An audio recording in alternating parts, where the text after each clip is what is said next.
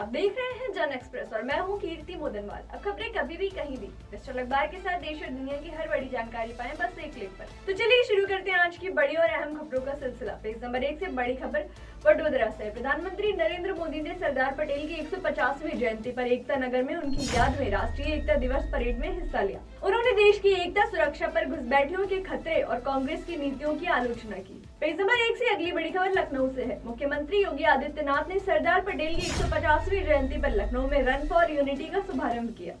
उन्होंने भारत की अखंडता और एकता की प्रेरणा दी सरदार पटेल के योगदान को याद किया।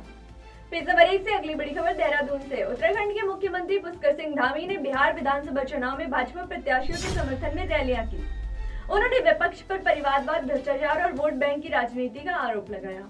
पेज नंबर 1 से अगली बड़ी खबर। भारत में रियल एस्टेट हरे और स्मार्ट निर्माण की दिशा में आगे बढ़ रहे हैं। झांसी और एनसीआर में पर्यावरण अनुकूल भवन, सभागार और स्मार्ट शहर परियोजनाएं निवेशकों को आकर्षित कर रही हैं। ऊर्जा बचत, जल संरक्षण और स्वच्छ जीवन शैली इस नए युग की पहचान बन रही है। पेज नंबर 2 से बड़ी खबर बांदा से है। बांदा में विशेष न्यायालय ने टॉप 10 हिस्ट्री शीटर गैंग के 3 अपराधियों को गैंगस्टर एक्ट में 6 वर्ष कैद और 7-7 हजार रुपए जुर्माने की सजा दी। पेज नंबर 2 से बड़ी खबर हमीरपुर से। हमीरपुर में जिला अधिकारी घनश्याम मीणा की सख्ती के बाद मोरम और गिट्टी के अवैध परिवहन व ओवरलोडिंग कर रहे 29 ट्रकों के खिलाफ कार्रवाई हुई। पकड़े गए ट्रकों से लगभग 14 लाख रुपए राजस्व वसूला जाएगा। पेज नंबर 3 से बड़ी खबर लखनऊ से। अखिलेश यादव ने गन्ना मूल्य और भुगतान का विज्ञापन अंग्रेजी अखबार में छपने पर तंज कसा। उन्होंने कहा कि इससे अधिकांश किसान जानकारी नहीं पढ़ पाएंगे और सरकार को किसानों के हित में कीमत में पर्याप्त वृद्धि करनी चाहिए। पेज नंबर 4 से बड़ी खबर अमेठी से। अमेठी में सरदार वल्लभ भाई पटेल की 150वीं जयंती राष्ट्रीय एकता दिवस के रूप में धूमधाम से मनाई गई। जिला अधिकारी ने रन फॉर यूनिटी आयोजित किया, नागरिकों को शपथ दिलाई और जिला अस्पताल में मरीजों को फल वितरित किए। पेज नंबर 5 से बड़ी खबर कानपुर से। कानपुर में पिंटू सेगर मर्डर केस में जेल में बंद दीनू उपाध्याय गैंग के 5 सदस्यों की 30 दिन की न्यायिक रिमांड मंजूर की गई।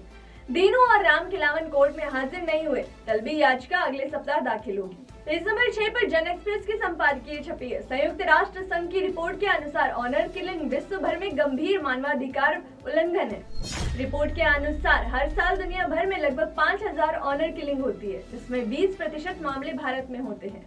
हालांकि सटीक आंकड़े अज्ञात हैं। पेज नंबर 7 से बड़ी खबर पीलीभीत से। पीलीभीत में सरदार पटेल की 150वीं जयंती पर राष्ट्रीय एकता दिवस मनाया गया। केंद्रीय मंत्री जितेंद्र प्रसाद और स्वामी प्रवक्तानंद ने रन फॉर यूनिटी एवं पदयात्रा का शुभारंभ किया।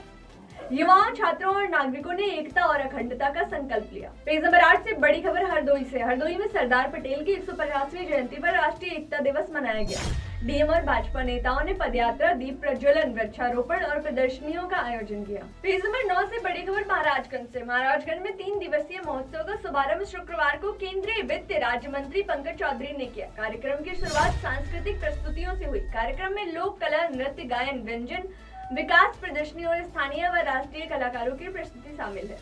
पेज नंबर 10 से बड़ी खबर जौनपुर से। मछली शहर में लगातार बेमौसम बारिश से किसानों की मेहनत पर पानी फिर गया। धान की फसल बर्बाद हुई और गेहूं, सरसों, चना की बुआई भी प्रभावित हुई। किसान हार्वेस्टर चलाने में मुश्किल का सामना कर रहे हैं। पेज नंबर 11 से बड़ी खबर कन्नौज से। कन्नौज में सरदार वल्लभ भाई पटेल की 150वीं जयंती राष्ट्रीय एकता दिवस के रूप में मनाई गई। मंत्री असीम अरुण के नेतृत्व में दीप प्रज्वलन, माल्यार्पण और यूनिटी मार्च आयोजित किया गया। पेज नंबर 12 से बड़ी खबर दिल्ली से है। भारत और अमेरिका ने 10 साल के रक्षा सहयोग समझौते पर हस्ताक्षर किए।